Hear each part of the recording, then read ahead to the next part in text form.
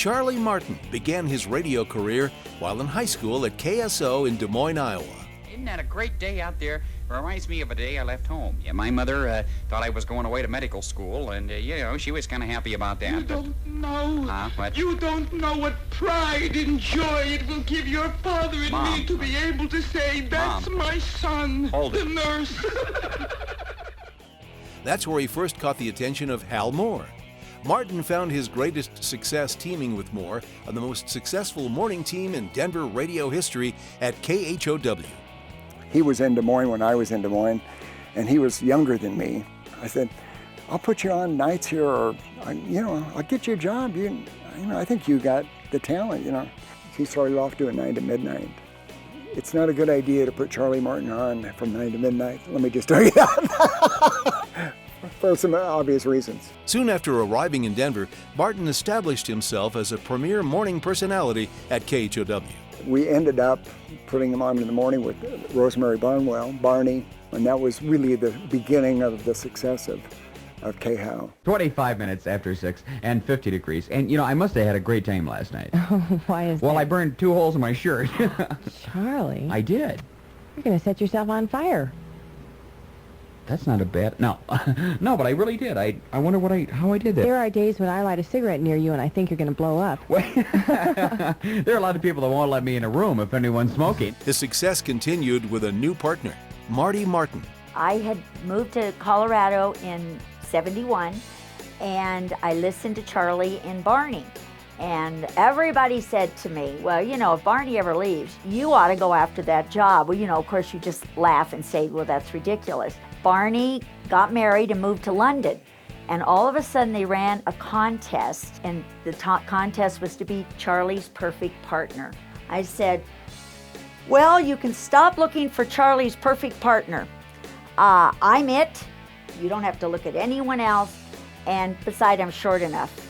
Well, that cracked him up. I wasn't sure if Charlie took it the right way, but he laughed. You cannot believe how me just chatting, Charlie could turn it and make it funny, make it off color. It was unreal how good he was.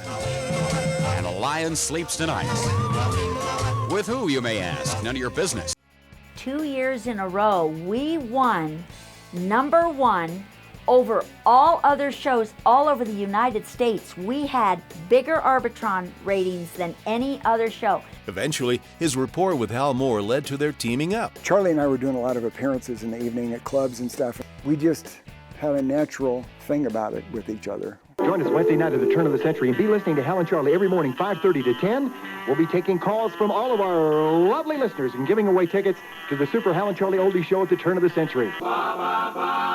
So join us at the turn, 7300 East Hampton, for the super duper Hal and Charlie Oldie Show with Cricket. Hey, how loves you, Denver.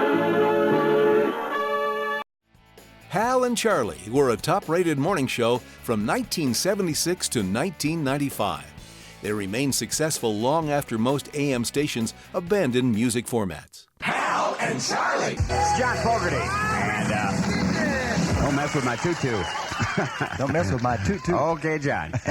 John's all right. Right, you are. You and my wife went to junior high school in... junior high school together. In Des Moines. What was that? Warren G. Harding Junior High School. Warren G. Harding Junior High, the Fighting Eskimos. We were the Fighting Eskimos. Some unusual names for schools. Yeah. Here's a good one. Leet, West Virginia.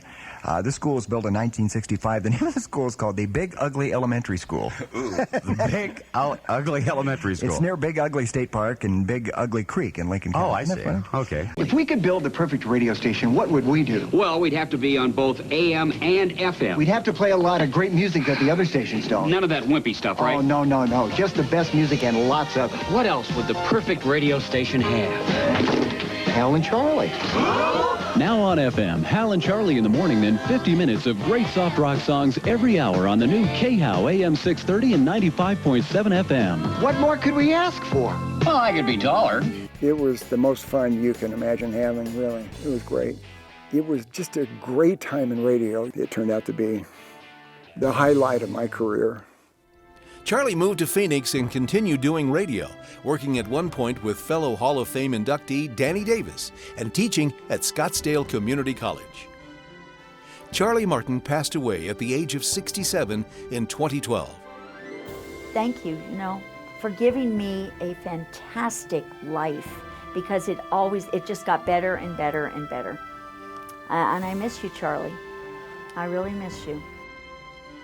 The broadcast pioneers of Colorado welcome Charley Martin to the Broadcast Pioneers Hall of Fame.